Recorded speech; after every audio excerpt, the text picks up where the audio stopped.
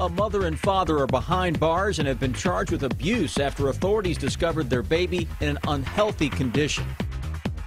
Coming up, we'll tell you how a community is helping an animal rescue shelter. The top 10 Republican presidential contenders will hold their third debate tonight in Colorado, focusing on the economy. We have a preview. This is WKYT News at 4:30. Good afternoon. Sam Dick and Amber Philpott reporting. A Southern Kentucky father and mother are in jail, accused of abusing their infant daughter. Police say Kenneth and Jessica Hooker's 5-month-old is at UK Hospital. Police say the abuse took place at a home in Knox County. WKYT's Phil Pendleton has new details on the troubling allegations. It's our top story at 4:30.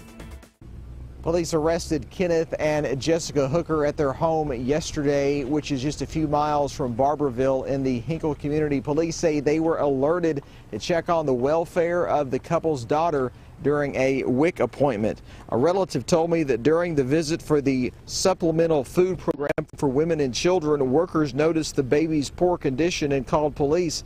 Police tell us their investigation showed them that the 5-month-old girl had not been to the doctor for 4 months. She had severe rashes all over her and only weighed 7 pounds, again at 5 months old. The Hookers were arrested and charged with first-degree criminal abuse. More on the allegations at 6 o'clock. For now, in Knox County, Phil Pendleton, WKYT. We are told that 5-month-old is at UK Hospital. Neighbors say the couple was seen with other children in the home as well.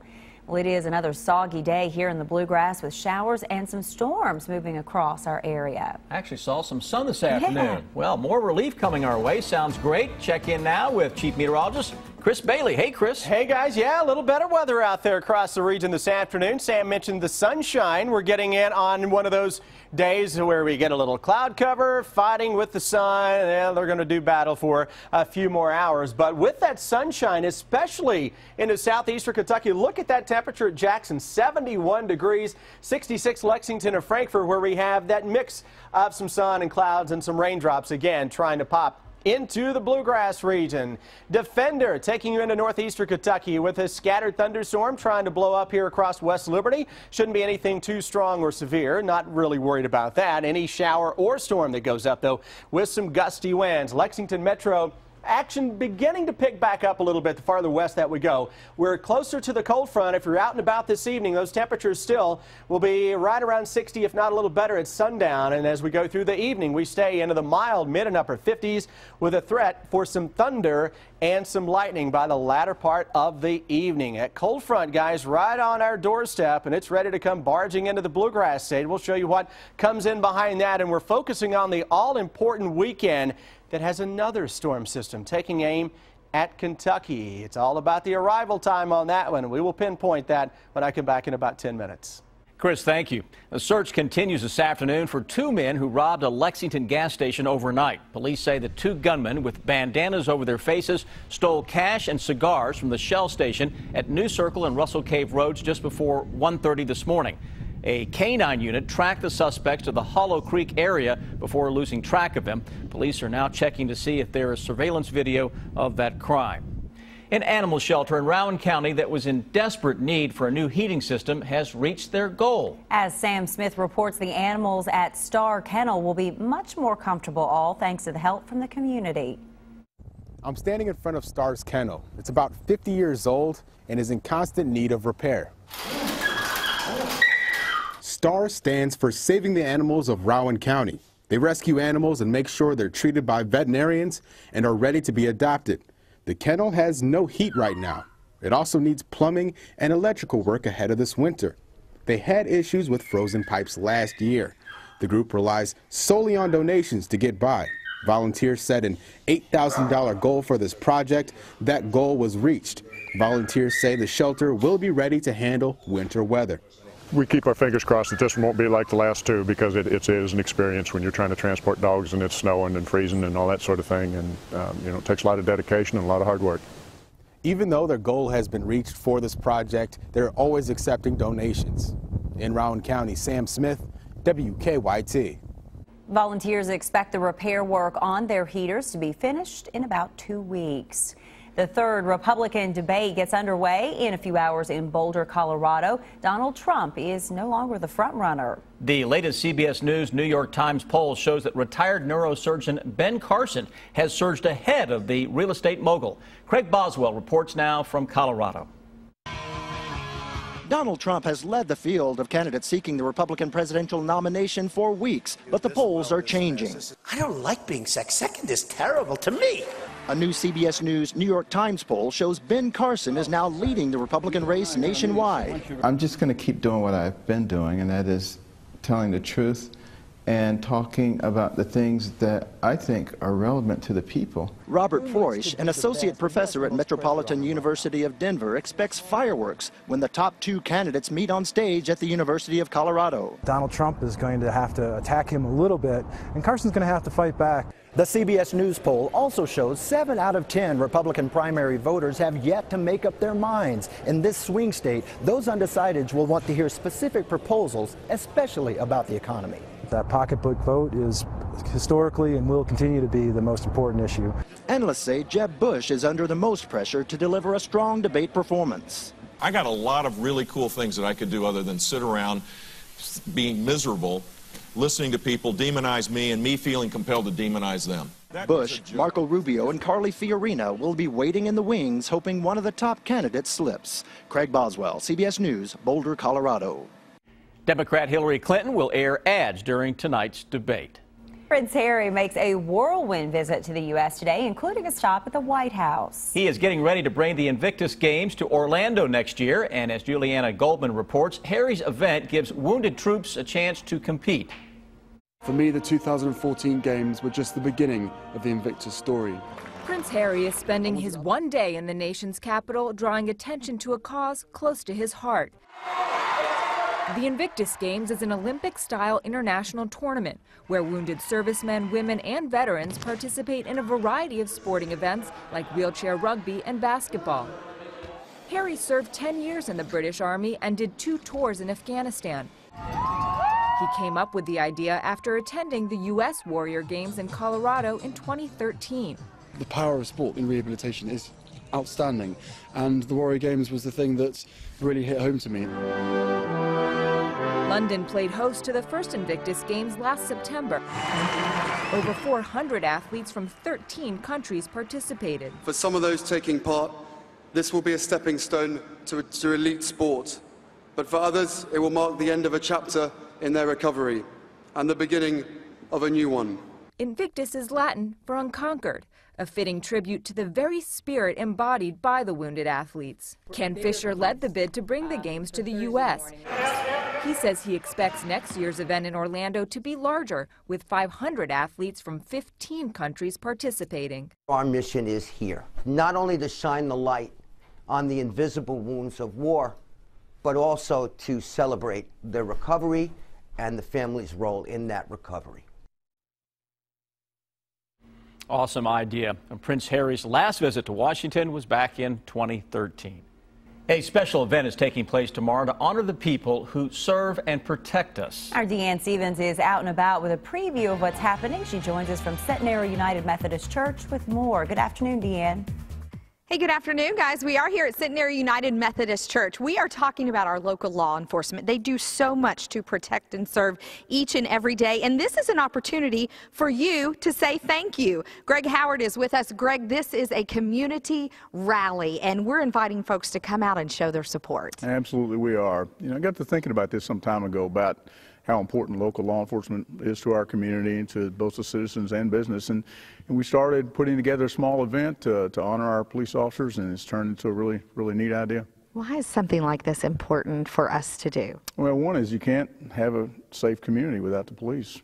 And then the other is that there's been so many negative things about the police in the media and in just all over our country that that's just really not the way it is. Our police officers do a great job here, and although there may be mistakes made around the country sometimes, that does happen, we do a great job here. Totally agree with that. What is on the agenda for tomorrow night here at Centenary?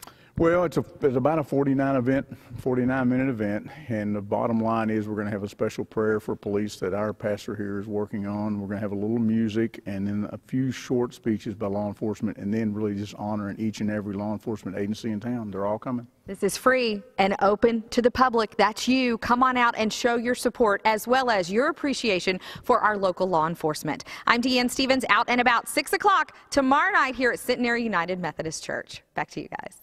All right, Deanne, thank you. Jane Lynch is the choice for the People's Choice, and 2 new dramas cast a light on some dark chapters. Chris Martinez has your eye on entertainment. Bryan Cranston and Diane Lane were among the stars on the red carpet for the Los Angeles premiere of the new biopic, Trumbo. Cranston stars as screenwriter Dalton Trumbo, who wrote some of the brightest scripts during Hollywood's darkest days.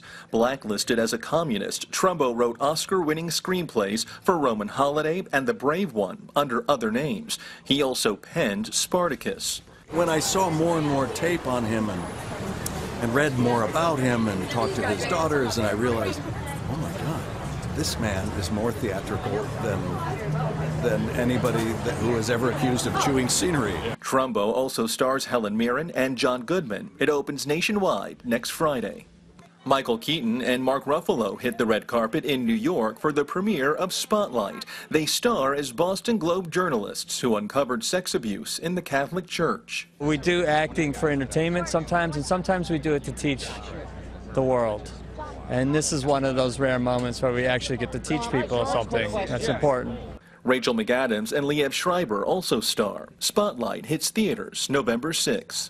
And Jane Lynch was named as host of the People's Choice Awards in 2016. The star of the upcoming CBS comedy Angel from Hell is a 4-time nominee and took home the Favorite TV Comedy Actress Award in 2011. That's your eye on entertainment. Chris Martinez, CBS News, Los Angeles. Khloe Kardashian is opening up to People magazine about her bedside vigil with estranged husband, Lamar Odom. The former NBA star was found unconscious at a Nevada brothel earlier this month and is now on the road to recovery. The couple was in the final stages of divorce when Kardashian rushed to Odom's side following his medical crisis. Kardashian says the two still have no plans to get back together. The couple married in 2009 and split in 2013 amid reports of infidelity and substance abuse by Odom. Following the release of the People cover, Kardashian tweeted that the interview and photos were all done before Odom's medical crisis, and she only did a brief follow-up interview because she was contracted to do that. Country music superstar Luke Bryan won't just be watching the Cowboys-Panthers game on Thanksgiving Day. He'll be a part of it. He's been named the halftime performer to help kick off the Salvation Army's Red Kettle campaign. The game, which is now a 19-year tradition for the Cowboys, aims to raise money for social services like shelter and food. Bryan says he is honored to raise awareness for the great work the Salvation Army and the Cowboys do. The game will air live November 26th from AT&T Stadium in Arlington, Texas.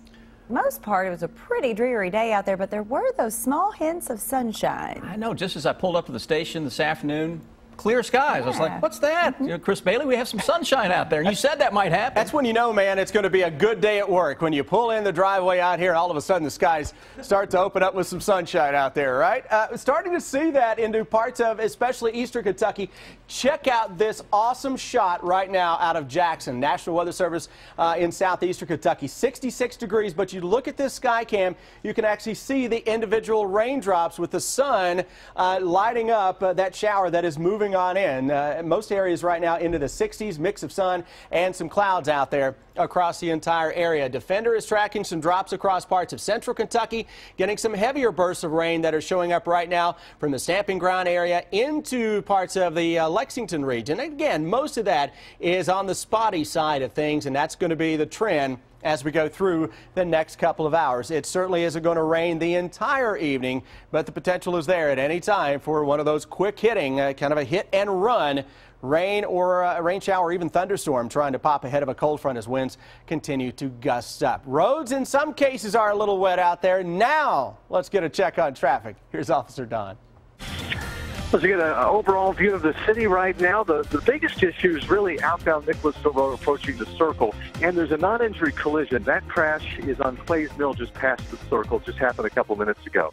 As far as our drive times go, right now leaving Lexington, headed outbound toward Winchester, Richmond, Paris, Frankfurt. It looks like we're dealing with normal traffic flow. I don't see any major issues at all heading out of Lexington. Now back here in the studio.